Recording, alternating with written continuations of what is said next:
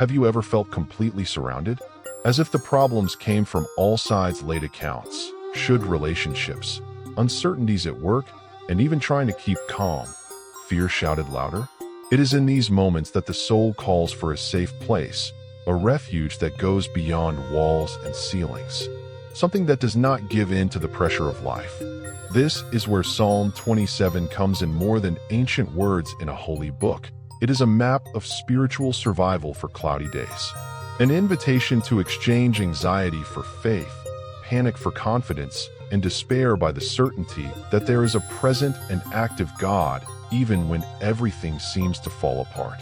A God who not only illuminates the way but also protects with supernatural strength. Many have heard phrases like "God is my light and salvation," but few stop to understand the transforming power of this statement. When the psalmist wrote this, he was not on a quiet beach drinking coconut water. He was at war, surrounded by enemies, struggling with real fear. And yet, he found courage where no one else was looking for, an intimacy with God. This journey that we are going to do for Psalm 27 is not about beautiful theories. It is about emotional and spiritual survival. Let's explore how to trust even when logic says everything is lost, how to find security when everything seems unstable, and how to develop such a deep relationship with God that no storm can knock you down. If you are going through a difficult phase or know someone who is, this content is for you. And if everything is going well, great, because this psalm is also a preparation training for the next battles. And believe me, they will come, but you don't have to face them alone. Are you ready to discover a true refuge in the storms of life? Let's go together. Fear is an insistent visitor. It knocks on the door at the most inopportune moments, when health hesitates, when money is missing, when the future looks like a road without signaling. But the psalmist of Psalm 27 does not surrender to that feeling. He boldly declares, "Is the Lord my light and my salvation? Whose fear will I be?" This phrase is not just beautiful poetry. It is a practical decision to live by faith and not by the limited logic of fear. It's interesting how it starts with light. Light is what dissipates darkness, brings clarity, reveals what is hidden. When we are in the dark, any noise becomes monster.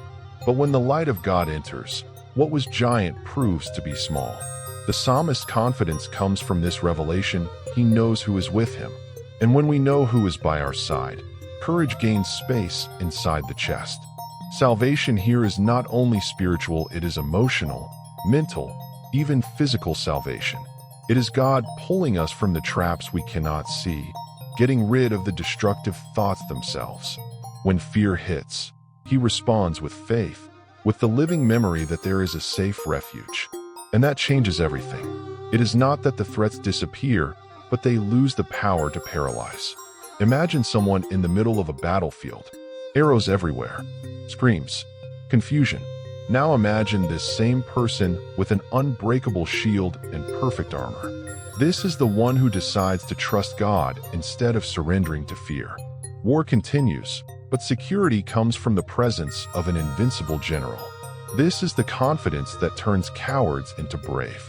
Many people confuse courage with the absence of fear, but in fact, courage is to act even when fear is present. It is looking at adversity and saying, "I know who I have believed." The psalmist teaches that it is possible to walk between enemies with the heart in peace, because God is the fortress.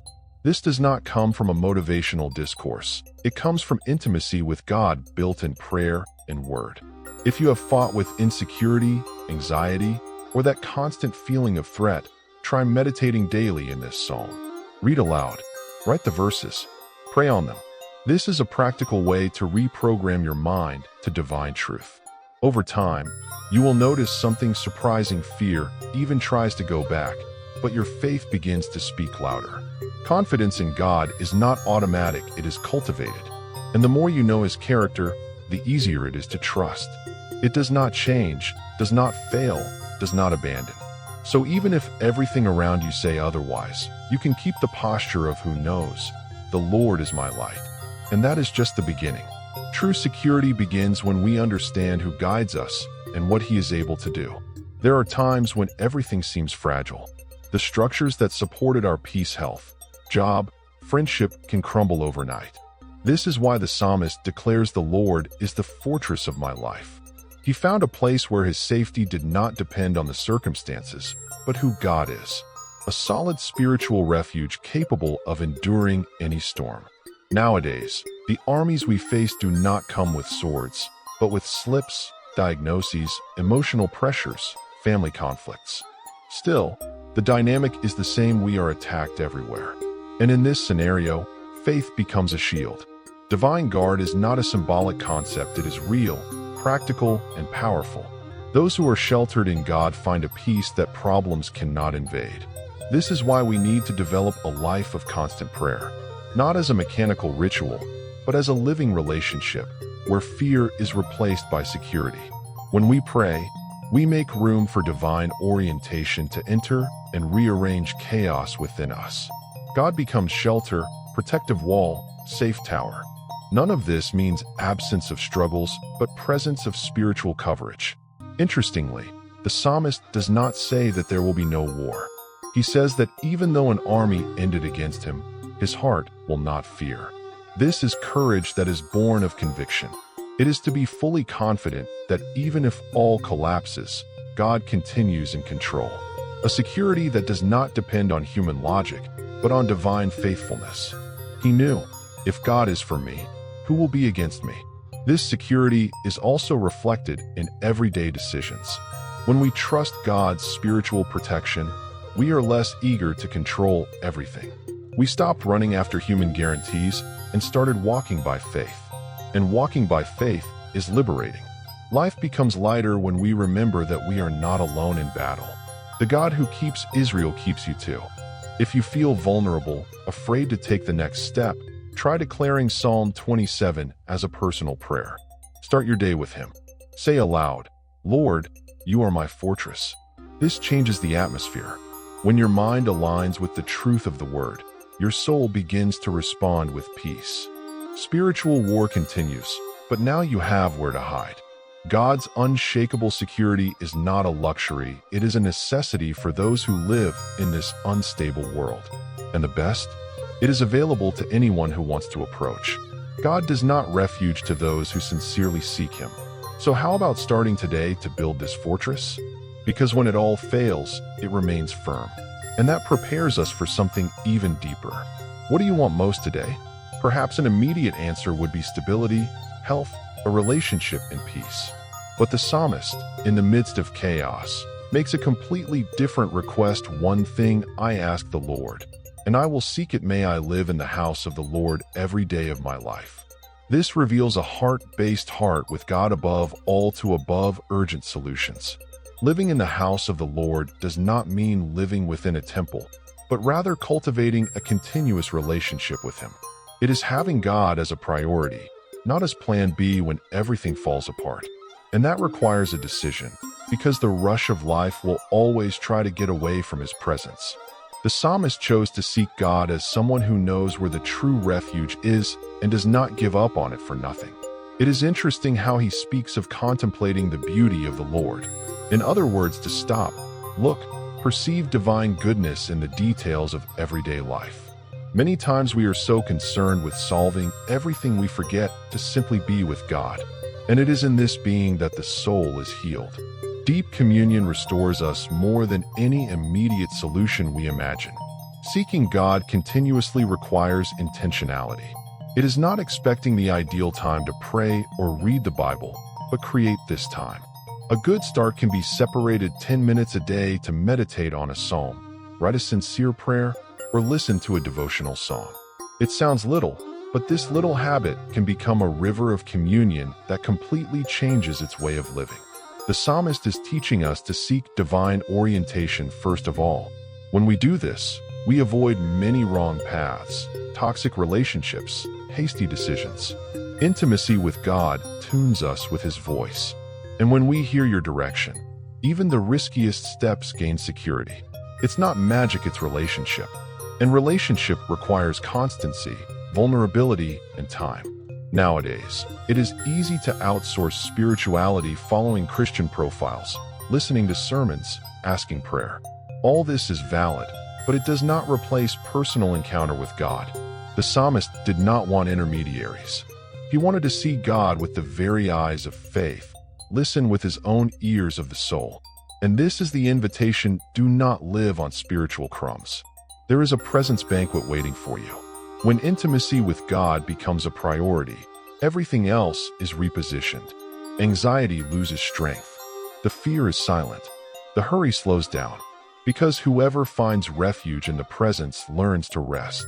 And it is this rest that gives us strength to the next stage of the journey where, even in difficult times, we can see God's purpose more clearly in the midst of adversities. There are people who, when everything goes wrong, runs to the horoscope, consult the family group, or expect a mystical sign in the sky. The psalmist chose another way. He sought spiritual wisdom directly from God. Instead of depending on intermediaries, he wanted to hear from the source. This posture reveals maturity and confidence. He knew that, in the midst of adversity, the most wise was to align with divine orientation. Adversity has the power to confuse even the strongest. But those who have a relationship with God learn to discern the right time to act, to silence, to wait. Spiritual wisdom is more than knowing decorated verses. It is to apply the word in everyday life, in concrete decisions, in difficult conversations, in times of conflict. It is when faith becomes practical and transforms chaos on the way. Realize that the psalmist did not ask for immediate escape from the problems. He asked for direction, clear vision, ability to see beyond pain. This is wisdom, and it comes when we surrender in prayer, when we silence the noise and hear the voice that whispers, "This is the way, walk through him." In times of spiritual war, hearing the right voice makes all the difference. And God speaks, always. But are we listening? Many people seek miracles, but forget that the biggest miracle can be a renewed mind, an adjusted heart. Spiritual wisdom prevents us from reacting on impulse and invites us to respond with discernment. This is what is missing in many homes, work environments, even churches. Wise people are not perfect, but you know who depends on. And you know that in God's presence, even the most difficult decisions find direction. Want a practical example? Before making an important decision, set aside a time of prayer and Bible reading. Take Psalm 27 and read slowly. Ask the Lord, "What do you want to teach me here?" Write down the impressions on paper. This simple practice can reveal hidden answers that no human advice could give you. This is how intimacy with God generates wisdom that transforms lives. Remember that wisdom is not synonymous with the absence of struggle. Many times she will take you to uncomfortable places not to punish you, but to prepare you. God uses the fire of trial to refine our spiritual vision, and the psalmist understood that. Therefore, even surrounded, he does not collapse. Not only does it survive the storm, it grows in the middle of it. Seeking spiritual wisdom is a daily choice. And when it becomes the center of your life, adversities are no longer scary monsters and becomes growth opportunities. Because you know you are being guided, that there is a light on the way, that even without understanding everything, you are in the hands of those who understand. And this conviction prepares the heart for what comes next. We have reached the most important part, and now, what are you going to do with all this? Psalm 27 was not written just to be read in difficult times or quoted in Christian t-shirts. It is a call to real transformation, an invitation for each person to stop and reflect: have I lived with confidence in God? Or have I been dominated by fear, haste, anxiety? Faith needs to get out of paper and enter daily practice. This reflection begins with sincerity. You can't have intimacy with God if we live masking our hearts. The psalmist was not a spiritual superhero, was someone who chose to run to God instead of fleeing him. The house of the Lord was not a facade place, but of shelter. And this is available to me and you. But it requires delivery, vulnerability, and headquarters by presence. You may realize that your prayer life is weakened. All good. Recognizing this is already a gigantic step. How about starting with 5 minutes a day in silence before God? No pressure, no formula, only you and Him. Take your questions, your fears, your inner mess. Because God does not reject a broken heart. And it is in this place that the transformation really begins. Now, if you already have a walk with God, Ask yourself, have I sought depth or accommodated on the surface? Sometimes we are so used to the basics that we forget that there is more, much more. God wants to lead us to levels of relationship where faith is not just a shield, but a way of seeing everything around us with clarity and purpose even in storms. This psalm shows us that true security does not come from external stability, but from an inner relationship with God. And that is not built overnight to the day. It takes time, intentionality, effort, but it is worth every second. The reward is peace in the midst of war, courage through fear, light in the middle of darkness. The kind of life that not only survives blooms. So stop a moment, take a deep breath, and think what is keeping you from living like this. Is it lack of time, disorganization, discouragement, or maybe you just don't know where to start? The good news is that God is closer to what it seems, and all He expects is His step, a small gesture of faith, a choice to say, Lord, I want more from you. This is the ideal time to make this decision, not as those seeking quick relief, but as who understood that the true refuge is in the presence. It is not a change of religion, but direction, a choice to live with purpose, with courage and safely even on the most difficult days. The psalmist showed us the way. Now the question is, are you ready to follow it? And now, what are you going to do with all this? Psalm 27 is not just a beautiful devotional reading, it is a practical invitation to live with more faith, more courage, and more intimacy with God. Have you sought refuge in the right things? Or have you been sheltered in structures that collapse with the first wind? Are you living with the confidence of who knows that God is light and salvation? Or have you been blindly dominated by fear, insecurity, and anxiety? Stop for a moment and reflect what has been the foundation of your life. Who or what have you deposited your safety? Is it time to change this base? To invest more time in the presence of God, in reading the Word, in a life of real and consistent prayer? You may already know what you need to do, but you are postponing. Or maybe you are still expecting a signal. Well, this can be the sign. Remember, you don't have to have all the answers. Just take the first step. And this step can be as simple as opening the Bible today, praying with sincerity, or looking for someone to walk with you on this journey of faith. God is not distant, He is waiting for you. So what are you going to do with this invitation? Will you follow your routine as if nothing has changed, or will you answer with attitude? How about starting right now? If this content spoke to you, it helped you in some way, or aroused something inside, subscribe to the channel and enable notifications. Here you will find many other content to strengthen your faith, lighten your mind, and feed your soul with the truth of God.